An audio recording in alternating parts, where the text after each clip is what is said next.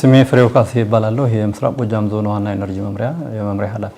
መምሪያ ሲባል የተቋቋመበት ዋናው ትልቁ ምክንያት ያው ንጹህ ውሃ ለማህበረሰቡ ማድረስ በሚል የተዋቀረና ዋና ግቡ ይሄ የሆነ ተቋም ነው ማለት ነው። ያው ሽፋኑ ከዚህ ቀደም የነበረው በጥቅሉ ወደ 48.7% ስለነበረ ይሄ ደግሞ ከዞኑ ከክልሉ አማካይ እጅግ በጣም የወረደ ስለነበረ እቅዳችንን እዚህ ላይ ነው እንግዲህ በመስራት ስለሆነ መቀየር የሚቻለው እቅዱን ከፍ ማድረግ አለብን በሚል ክልሉ የሰጠንን 137 የውሃ ተቋማት እንገነባ ነበር በዚህ ዓመት። ነገር ግን ይሄን እየሰራን ማህበረሰባችን ማርካት አይቻልም በሚል እቅዱን ወደ 499 የውሃ ተቋማት በራሳችን እንሰራለን ብለን አቅደን ይሄንን እቅዱን የጋራ ካደረግን በኋላ ይሄ ለመፈጸም ወረዳዎቹ የካፒታል በጀት እንዲይዙ ለማድረግ ነው ጥረት ያደረግነው ማለት ነው። እያንዳንዱ ወረዳ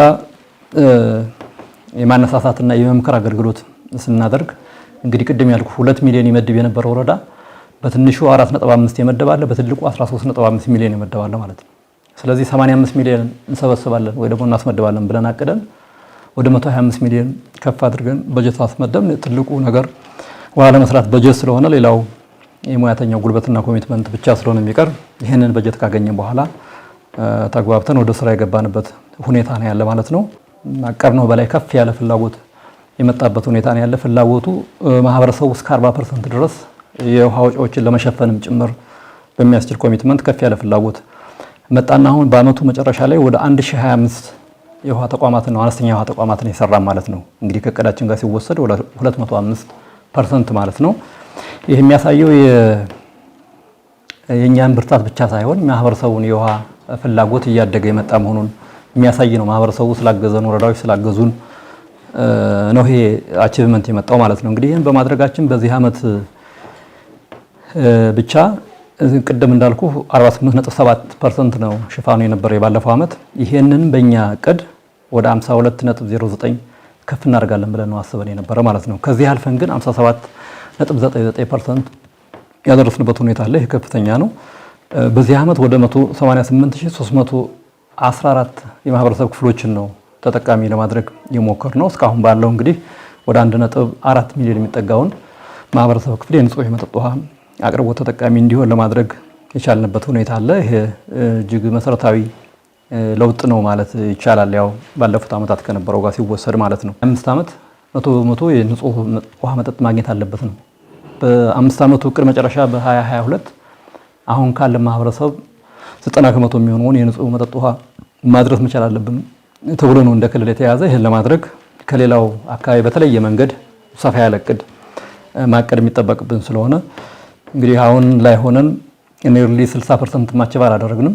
ስለዚህ በዚህ አመትም አሁን እቅድ የሚታቀድበት ወቅት ስለሆነ ይህን ሽፋን ከፍ የሚያደርግ እና የክልሉን አማካኝ ተች የሚያደርግ እቅድ ለማቀድ ጥረት እያደረግን ያለንበት ሁኔታ ነው ያለ ማለት ነው። በዚህ ልክ የሚሆን ነው ማለት ነው። እንግዲህ ማህበረሰቡ ፍላጎት እያደገ ነው የመጣው።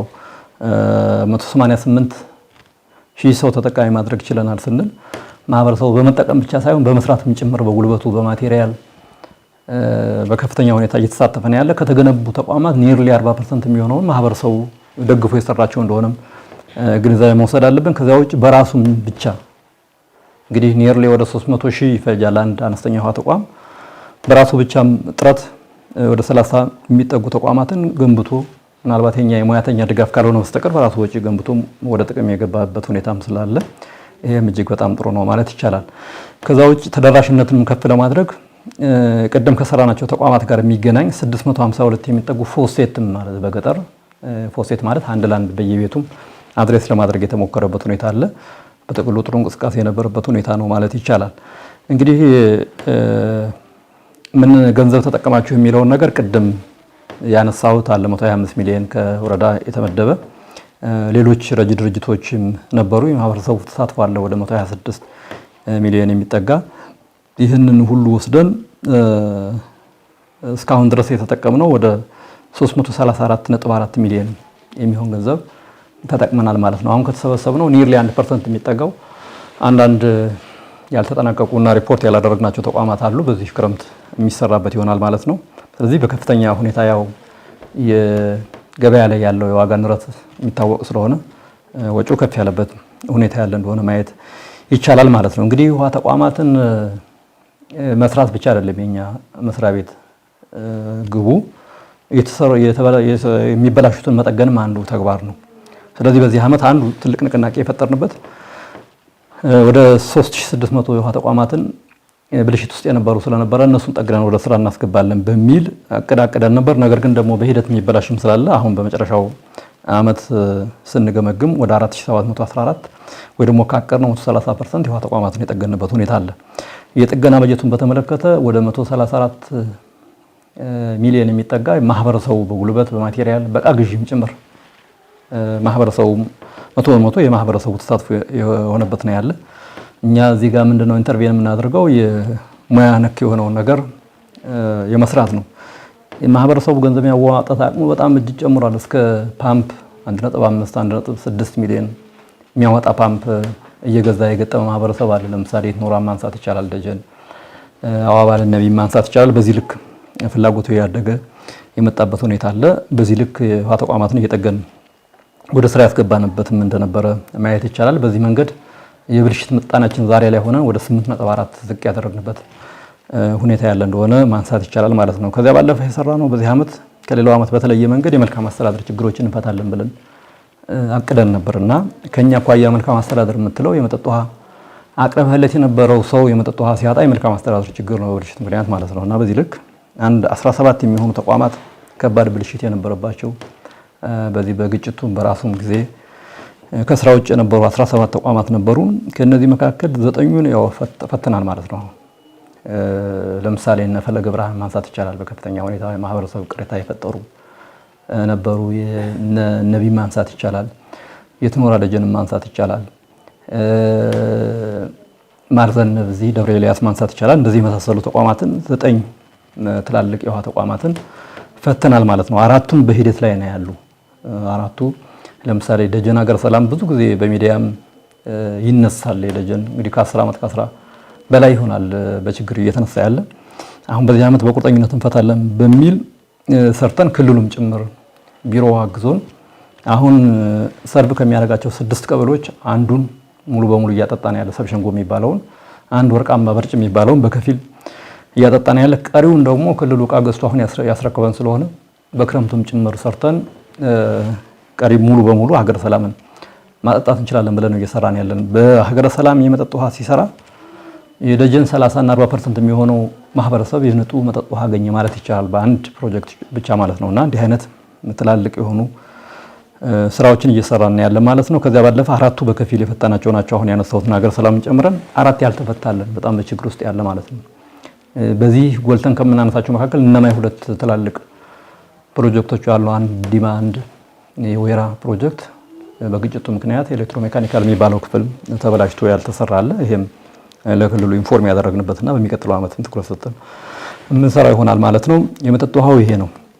ሁለተኛ ውሃና ኢነርጂ ስንል አንዱ ትልቁ ፓርት ኢነርጂ ላይ የምንሰራው ስራ መሆኑ ግልጽ ነው። ኢነርጂ በሁለት መንገድ ነው የኛ ተቋም የሚሰራው። አንደኛ የእናቶችን ጤና ከፍ በማድረግና ጤነኛ ማህበረሰብ አምራች ማህበረሰብ በመፍጠር ለአጠቃላይ ሀገራዊ እድገቱ አስተዋጽኦ እንዲያበረክት ያለመ ነው። ሁለተኛ ደግሞ አሁን ያለውን የአርሶ አደሩን የማገዶ አጠቃቀም ደን እየጨፈጨፈ ከስል እያከሰለ ከሚያወድም ወደ አማራጭ ኢነርጂዎች በመቀየር የከርሰ ምድር ውሃን ከፍ ማድረግ። የከርሰ ምድር ውሃ ከፍ ሲል ደግሞ አሁን የምንሰራቸው ውሃዎች ውጤታማ ሆነው ይቀጥላሉ። በቀላሉ ቆፍረን ውሃ ማግኘት እንችላለንና በእነዚህ ሁለት ትላልቅ ግቦች ስራ እየሰራን ያለ። እንግዲህ በዚህ ውስጥ 4 የሚሰሩ ስራዎች አሉ። አንደኛውና ትልቅ የህብረተሰብ ተሳትፎ የኛን ግፊት የሚጠይቀው የባዮጋዝ ቴክኖሎጂ ነው። እንግዲህ አዲስም ስለሆነ ማለት ነውና በዚህ ዓመት 318 ባዮጋዝ ለመስራት ነው ያቀር። እንግዲህ እንደ ሌላዎች እቅዱ ሁሉ እቅዱን ከፍ አድርገን ነው ይሄንን ለማቀድ የሞከርነው። ይሄንን አቅደን አሁን ይሄ ዓመታዊ ሪፖርት እስከሰራንበት ጊዜ ድረስ 413 ወይ ደግሞ ከእቅዳችን 129.8 ከመቶ ውጤት አድርገናል ማለት ነው። ኢንስቴል ተደርገው አገልግሎት እየሰጡ ነው ያለ። ይሄ ትልቅ አቺቭመንት መሆን አለበት ማለት ነውና እዚህ ጋር ባዮጋዝ ስንሰራ ኦነጂ ዘመብራት ብቻ አይደለም እኛ እየሰራን ያለን። ምርቱን ለመደገፍ ከባዮጋዝ የሚገኝ ባዮሳላሪ የሚባል ለማዳበሪያነት የሚያገለግላልና የባዮጋዝ ፕላንት ጉድጓድ ስናስቆፍር የባዮሳላሪ ማብለያም ጭምር ጉድጓድ አብረን አንድ አካል አድርገን ባዮሰላሪም እንዲያመርቱና ያው ምናልባትም አሁን ያለው የማዳበሪያ ዋጋ ንረት ይታወቃል በሁላችን። ስለዚህ አርሶ አደሩ እሱንም አንድ ግብዓት የሚያገኝ ከሆነ ባዮጋዙን በአግባቡ ይይዘዋል፣ ይንከባከበዋል የሚል ሀሳብ የሚዘን አብረን እየሰራንና እያሰራ መሆኑን እንዲታወቅ ለማለት ነው። ከዛ ውጭ ጭስ አልባ ማገዶ ቆጣቢ ምድጃ በቅድ ይዘን እየሰራን የነበረው ምናልባትም ወደ 27000 ለመስራት አቅደን 41963 እየሰራንበት ሁኔታ አለ። ይሄ በልዩ ልዩ ፕሮጀክቶች እንደ ካልመ ባለ ፕሮጀክቶችን ጭምር እየታገዝን የሰራንበት ሁኔታ ያለ እንደሆነ ማየት ይቻላል ማለት ነው። ከዛ ውጭ ያው መብራት ባለባቸው አካባቢዎች ኤሌክትሪክ ምድጃና ምጣድም እንዲጠቀም ቅድም ያልኩትን ባዮ ፊውል ከሚጠቀም ይሄንን እንዲጠቀም ስራ እየሰራን ያለ። በዚህ ረገድ ወደ 7900 የሚጠጋ የኤሌክትሪክ ምድጃና ምጣድ ለመስራት አቅደን 11635 ወይ ደግሞ ያቀርነው 147% የፈጸምንበት ሁኔታ አለ ማለት ነው። ሌላው አማራጭ የሶላር ኢነርጂ መጠቀም ነው። ይሄ አዋጭውና ዘላቂው ኢነርጂም ይሄ ነው ተብሎ ነው የሚወሰድ። በዚህ ረገድ እንግዲህ ለአርሶ አደሩ ወደ 17400 ሶላር ቴክኖሎጂዎችን እናደርሳለን ብለን 24528 ወይ ደግሞ እቅዳችን 140% የሚሆን ለአርሶ አደሩ እያገናኘን በብድርም በካሽም አርሶ አደሩ እየገዛ የተጠቀመበት ሁኔታ ያለ እንደሆነ ማየት ይቻላል ማለት ነው። እንግዲህ በስራችን የአካቶ የሚባለው ትግበራም እዚህ እንሰራለን። አካል ጉዳተኞችን፣ ሴቶችን፣ የኤችአይቪ ኤድስ የመሳሰለውን ነገር አካተን እየሰራን ያለ። ከዚያ ባለፈ በጎ አድራጎትም እየሰራን ያለው ውሃ መስጠት በራሱ አንድ በጎ አድራጎት ነው። ከዚያ ባለፈ ግን ደግሞ ሰራተኛው ከደሞዙ እስከ 2% ድረስ ወስነን ከሐምሌ 1 ጀምረን እስካሁን ድረስ ለእናት ደብረ ማርቆስ ህጻናት ማሳደጊያ ድጋፍ እያደረግን ነው ያለን። በተጨማሪም ደብረ ማርቆስ ህጻናት ማሳደጊያ የኛ ጎረቤታችን ነው እዚህ። ስለዚህ ያለውን ምንድነው ችግር ያለባቸው በሚል ሄደን አነጋግረን ውሃ እንደማንኛውም የከተማው ነዋሪ በወረፋ ነው ውሃ የምናገኝ የሚል ኮምፕሌን አላቸውና እሱን ጥልቅ ጉድጓድ አጥንተን በእኛ በነፃ አጥንተንላቸው የረጅ ድርጅት ቢያገኙ ውሃ እንዲያስወጡ ለማድረግ ጥረት እያደረግን ነው። ይህን ስናደርግ አንድም የእናት ደብረ ማርቆስን ችግር በጎ አድራጎት እንፈታለን፣ ሁለቱም ደግሞ ከተማው ላይ ያለውን የውሃ ጫና እንቀንሳለን ማለት ነው። እሱ ራሱ ሲችልና እንዲህ አይነት ነገሮችን እየሰራን እና ያለ ማለት ነው። በጥቅሉ በበጀት ዓመቱ ያቀርናቸውን ተግባሮች ብዙዎቹን ከእቅዳችን በላይ አቺቭ ያደረግንበት እናማ ወርቃማ ጊዜ ነበር ማለት ይቻላል። ይህን ስናደርግ ችግር አልነበረም ማለት አይቻልም። ችግሮች ነበሩ። ለምሳሌ አሁን የበጀት ዓመቱ እየተገባደደ በ3ኛው ሩብ ዓመት ላይ ሁላችንም የምናውቀው የአሜሪካ ኢራን ጦርነት የነዳጅ ዋጋውን ከፍ ሲያደርገው የውሃና ለባዮጋዝ የሚቀርቡ ለምሳሌ እንዳሸዋ ያሉ ጥሬ ዕቃዎች ዋጋ መጨመር ብቻም ሳይሆን የሚያቀርብም ሰው እስከ መጥፋት ድረስ ደርሶ ነበርና አንድ 3 ወረዳዎች በዚህ ዘግይተው ስራ የገቡ እና ባላ ነደድና ሸበል በረንታ ወረዳዎች በእጅጉ የተፈተኑበት ሁኔታ ነበረ። በኋላ መንግስት በተለይም ደግሞ የንግድና ቀጠናዊ ትስስር ሚኒስቴር ባወጣው የነዳጅ አጠቃቀም መሰረት ከመምሪያችን ጋር እየተነጋገርን ነዳጅ በልዩ ሁኔታ እንዲያገኙ እያደረግን ችግሩን ፈተን አሁን ቅድም ያነሳዋቸው 3 ወረዳዎች ከሌላዎቹ ተስተካካይ ሆነው ስራቸውን የፈጸሙበት ሁኔታ አለና እንደዚህ ችግሮችም ነበሩ። ከዚያ ባለፈ ሙያተኛው በእርግጥ ከሌሎች ተቋማት ጋር ሲወዳደር የኛ ሙያተኛ ያልገባንባቸው ወረዳዎች አሉ። አንዳንዶችን እስከ 6 ጊዜ ድረስ ማለት ነው የደገፍናቸው እነሱን ጨምሮ ብዙ ወረዳዎችን ደግፈናል። ስለዚህ በሁሉም ወረዳዎች ውሃ ነፃነት አግኝቶ የሰራበት ሁኔታ አለ። አልፎ አልፎ የታገቱ የተጉላሉ ሙያተኞች መኖራቸው እንደተጠበቀ ሆኖ ማለት ነውና በዚህ በኩል ጥሩ ሁኔታ ነበር ማለት ይቻላል። ከዚያ ባለፈ መጨረሻ ላይ ለማህበረሰቡ ማስተላለፈው መልእክት ምንድነው? አሁን የውሃ ዋጋ እንግዲህ ቅድም እንዳነሳሁት ወደ 334 ሚሊዮን አወጣናል እያለ ነው እንግዲህ። ስለዚህ ከአመት ዓመት ዋጋው እየናረ ስለሆነ አሁን የሚመከረው ነገር ምንድነው? የተሰሩ ተቋማትን በአግባቡ መጠበቅና መንከባከብ ያስፈልጋል። መጠበቅና መንከባከብ ስንል ምንድነው? ከአነስተኛ ውሃ ተቋማትንም ሆነ የቀበሌ አገናኝ ውሃዎችን ከማጠር ይጀምራል ማለት ነው። በማጠር ጥበቃ የመመደብ ዙሪያውን በተከላ የማጀብ በተለይም ደግሞ ሊበሉ የሚችሉ